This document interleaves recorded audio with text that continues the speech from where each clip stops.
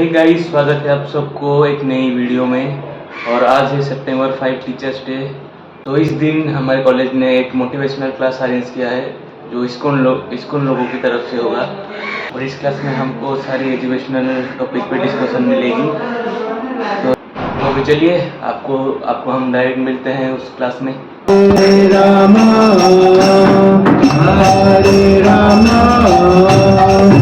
राम राम हरे हरे हरे हरे कृष्ण कृष्ण हरे हरे हरे राम हरे राम राम हरे हरे हरे कृष्ण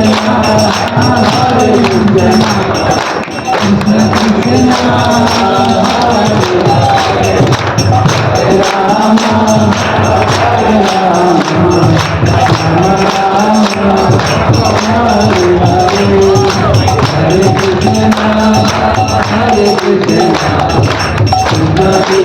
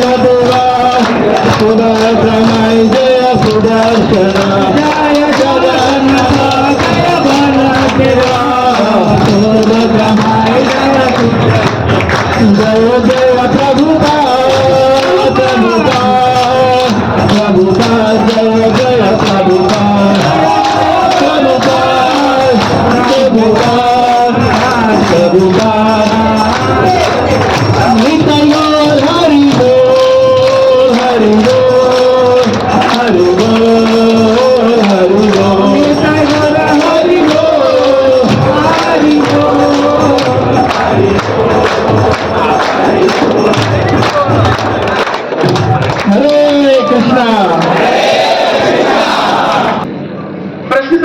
आप एक किराए के मकान में रहते हैं,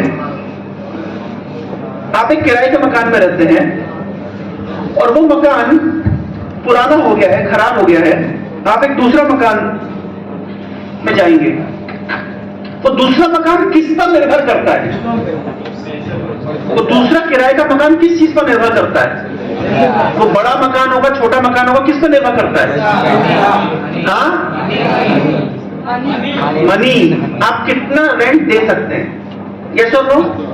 ओके। अभी आपको एक प्रकार का बॉडी मिला है, ठीक है? आप में से कोई अंबानी की औलाद है यहाँ पे? अदानी की, टाटा की, बिरला की?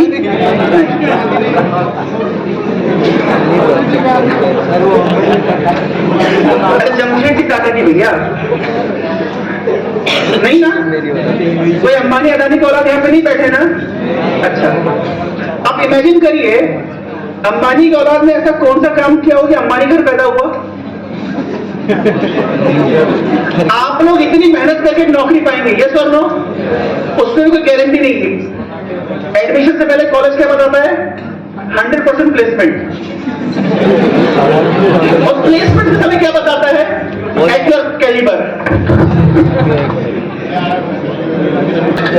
तो हम लोग कितना परिश्रम करेंगे एक नौकरी पाने के लिए? मैं उम्मीद करता हूँ कि 90% सीएस वाले होंगे, 100%। नॉन सीएस कितने यहाँ पे? बहुत कम, एज यूजुअल। तो बड़ा परिश्रम करके आप लोग एक नौकरी पाएंगे, ये सर नो, सभी के साथ है, हम सबके साथ यही स्थिति है।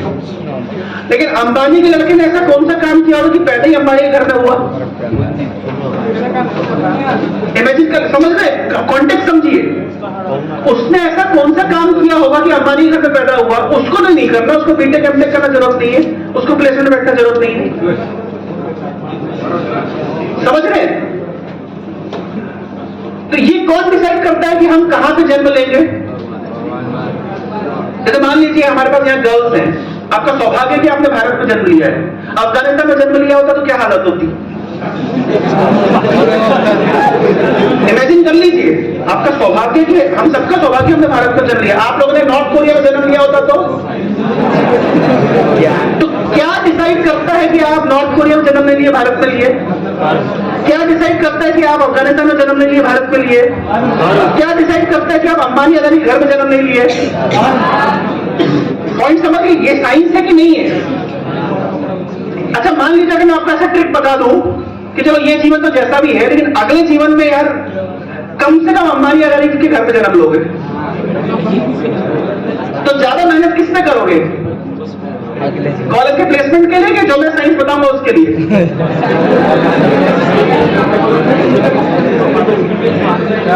कॉन्टेक्स्ट समझिए। आत्मा के विज्ञान को जानना इसलिए जरूरी है क्योंकि हमारी रियल लाइफ सिचुएशन से बहुत ज्यादा रिलेट करती है। जैसे मैं छोटा सा एग्जांपल देता हूं आप लोगों को। अच्छा, चोरी करना बुरा है कि अच्छा है? आप में से कौन कहते हैं कि चोरी करना बुरा है? चोरी करना बुरा है? लड़के नहीं कहते ना, सब लड़कियां कह रही बेचारी, बाकी लोग बुरा नहीं है।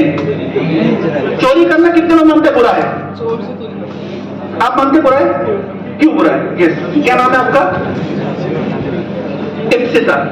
इप्सिता से मेरा क्वेश्चन है, चोरी करना बुरा क्यों है? तो उससे मेरा क्या नुकसान है? किसी और की चीज लेने से मेरा क्या है? हमने पूरे कर्म आएंगे। कर्म छोड़ दीजिए, कर्म का सिद्धांत छोड़ दीजिए। अब आप बताइए, चोरी करना बुरा क्यों है? डकैती डालना बुरा क्यों है? मर्डर करना बुरा क्यों है? हम खुद मेहनत नहीं करेंगे। क्या फर्क पड़ता है? दूसरे के माल में यही समस्या है।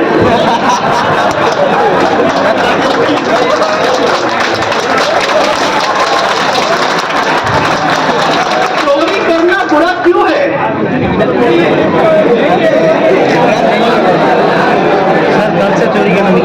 अब समझिए, अगर मैं ये कर्म का सिद्धांत होता है और every action there is equal and opposite reaction, इस सिद्धांत को हटा दो, आप कभी प्रूव नहीं कर पाएंगे चोरी करना गलत है।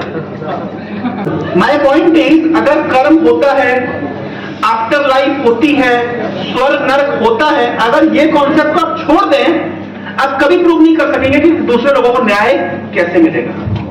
इसका मतलब क्या है कि ये जो कॉन्टेक्स्ट है, कर्म का फल, स्वर्ग और नरक, आफ्टर लाइफ में हमारी लाइफस्टाइल कैसी होगी? आज हमें एक सेट ऑफ पेरेंट्स मिले हैं, बैठ सकते हैं आप, एक सेट ऑफ पेरेंट्स मिले हैं, हमने चूज नहीं किया। आप में से किसी ने अपने पेरेंट्स खुद चूज किए थे क्या कि ये मेरी मम्मी होंगी, ये मेरे पिताजी होंगे, मैं इस शहर में जन्म लूंगा या लूंगी, इस घर? अगर मुझे चॉइस मिलती तो मैं तो नहीं अंबानी अदानी के घर में जाता, एलन मस्क के घर में जाता। कम से कम 8-10 लोगों को यह सौभाग्य मिल सकता है,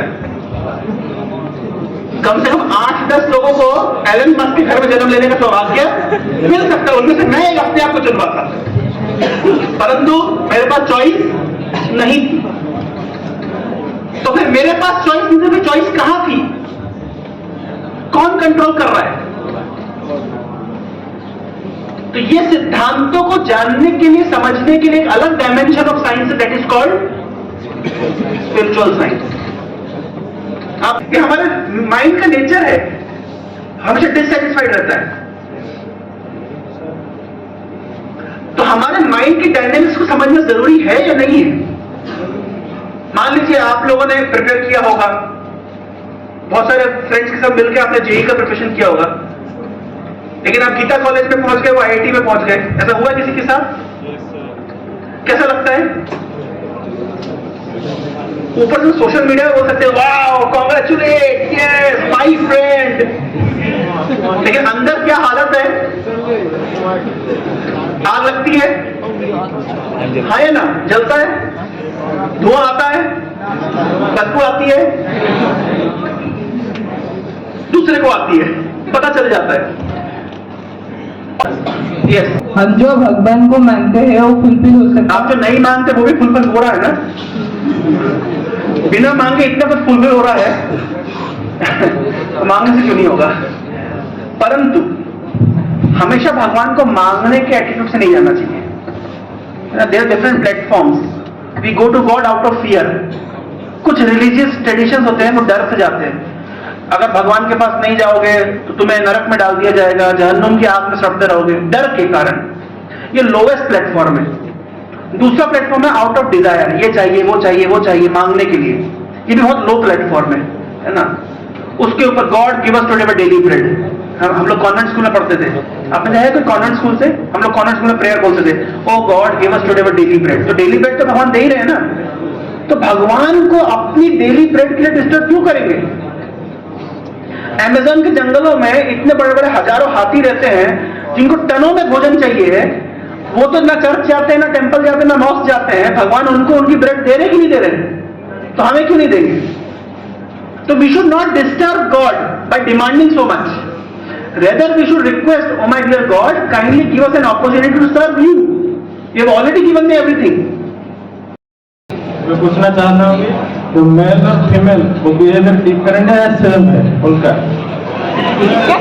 मेल और फीमेल का बिहेवियर डिफरेंट है सेम? बिहेवियर, हाँ, आप बताओ।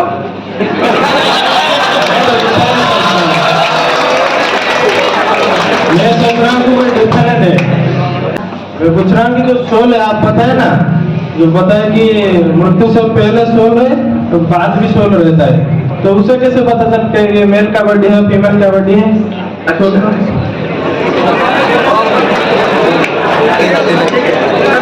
क्या नाम है आपका? सुखदेव प्रधान। सुखदेव। और एक प्रश्न है मेरा, मैं पहले इसका आंसर दे देता हूँ। सुखदेव का क्वेश्चन है कि सोल को कैसे पता नहीं? सोल को पता नहीं चलता है।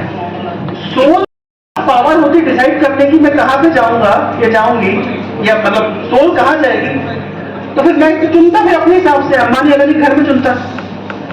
सोल ये डिसाइड नहीं करती, ये डिसाइड कौन करता है? गॉड करते हैं। कर्मणा दैव नेत्रेणा, नेचर डिसाइड करता है। कैसे डिसाइड करता है? हमारे कर्मा के ऊपर डिसाइड करता है। अभी कॉम्प्लेक्स साइंस है, ये 5 मिनट में आप मुझसे एक्सपेक्ट करो कि पूरा समझाऊंगा, तो ऐसा नहीं होता है। नेक्स्ट सेशन बोल देता है ये टीचर खराब है, वो टीचर खराब है, या इसका पढ़ाई अच्छा नहीं होता, तो हमारे मन में ऐसा घुस जाता है कि वो टीचर ही अच्छा नहीं है। वो जितना अच्छा पढ़ाएगा तो हमारा कंसेप्ट ये रहता है कि ये टीचर बुरा है, उसका बात समझ में नहीं आता, ऐसे कुछ लगता है। तो इसे किसे ठीक करें हम? Good question. Our presumptions are stronger than truth. समझ रहे? हमारी सोच सच्चाई से कई अधिक ज्यादा स्ट्रांग होती है। तो हम जो चीज सुनते हैं, जो चीज देखते हैं, वो एक इंप्रेशन बना देती है, और फिर हम हर चीज उसे, जैसे आपने अगर काला चश्मा पहना है तो आपको दुनिया काली दिखती है, आपने पीला चश्मा बैठा है आपको दुनिया पीली दिखती है। तो जैसा चश्मा आपने पहना है उसी चश्मे से आप दुनिया को देखते हैं। ये केवल टीचर के विषय में नहीं, ये हर विषय में। तो अभी दुनिया को तो आप चेंज नहीं कर सकते, आपको क्या चेंज करना पड़ेगा? चश्मा। यानी आपको अपना दृष्टिकोण बदलना पड़ेगा। दृष्टिकोण बदलने के लिए आपको क्या करना पड़ेगा? आपको हमारे पास आना पड़ेगा।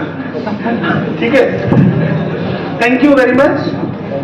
क्योंकि मोटिवेशनल क्लास खत्म हो चुका है और अब मैं हॉस्टल में पहुंच चुका हूं, और बहुत अच्छा मोटिवेशनल क्लास था। मतलब पहले तो वो कीर्तन स्टार्ट हुआ, फिर उसके बाद उनका मोटिवेशनल स्पीच, उसके बाद एक क्विज कंपटीशन हुआ, और जो जीता और जो आंसर कर दे पाया उसको एक बुक मिला गीता का। और ऐसे ही ख़त्म हो गया मोटिवेशनल क्लास। और वहाँ पे 2 घंटे क्लास में रहने के बाद फुल पॉजिटिव वाइब आने लगे। तो अच्छा है, वो कभी कभार ठीक होता है। तो फिर मिलते हैं अगली वीडियो में, और अभी हम मिलते ही रहेंगे क्योंकि हमें रही प्यार के फिर मिलेंगे चलते चलते।